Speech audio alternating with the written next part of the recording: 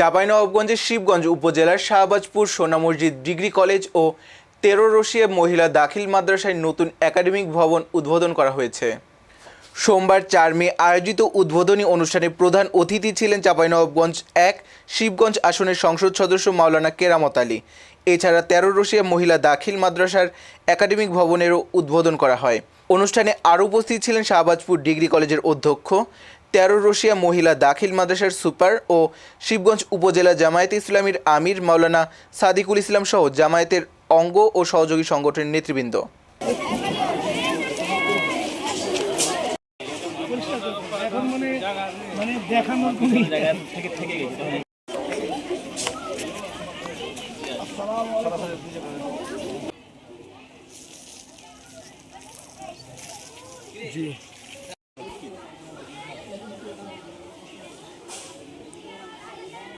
প্রয়োজন, তোমার রহমত এবং বরকত প্রয়োজন, তাদের দান করো।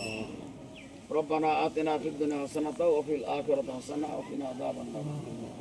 আয় আল্লাহ, এর ওসিলায় আমাদের সকলকে তুমি কবুল করো।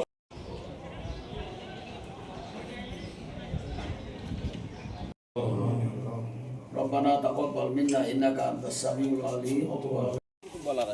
তখন শাটারিং খুলে আর রড খুলে আবার নতুন করে বাঁধাবো, তখন বুঝতে পারবেন। নিয়ম অনুযায়ী একটা ভবন হলো, ভবন উদ্বোধন হলো। এটা আমাদের ধারাবাহিক একটা নিয়ম, ঐতিহ্য। আমরা প্রতিষ্ঠানের জন্য যে কথাটা বলতে চাই, অবকাঠামো দিয়ে বা বিল্ডিং এর সৌন্দর্য দিয়ে কিন্তু প্রতিষ্ঠানের মান সুনাম বাড়ে না, এটা বাড়ে ছাত্রীদের লেখাপড়ার মান। ওই জায়গায় যদি আপনি নিশ্চিত করতে পারেন, ওই নামটাই দেখবে যে এখানকার ছাত্রদের রেজাল্ট ভালো হয়েছে। কলেজ কেমন আছে এটা কেউ শুনবো না, কেউ দেখবে না, দেখার পরে মনে করবে। অবকাঠামো একটা প্রয়োজন, একটা অংশ থাকতে হবে।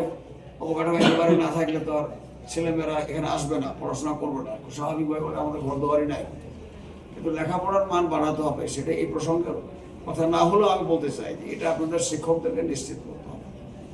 এখান থেকে যদি পর্যায়ক্রমে কিছু কিছু ছাত্রছাত্রী ভালো রেজাল্ট করে, অটোমেটিক এখানে আরো অন্যান্য ছাত্রছাত্রী ভর্তি হবে, ভালো রেজাল্ট হবে। এটা আপনাদের খেয়াল করতে হবে সবাই।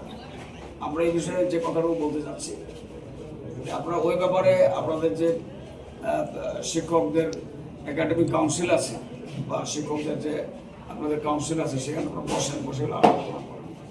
বলবেন যে সব ছেলে মেয়েরা থাকে না, বিয়ে শাদী হয়ে যায় কয়েকদিন পরে, আবার বলবে যে কোন কাজে কামে হলে চলে যায় গ্রামের ছেলে মেয়ে। এগুলো দিয়ে কিন্তু নিজেদের সান্ত্বনা চলবে। আপনি যেটিকেই পাচ্ছেন সেটিকেই ধরে ভালো লেখাপড়া করেন, ভালো রেজাল্ট আসে।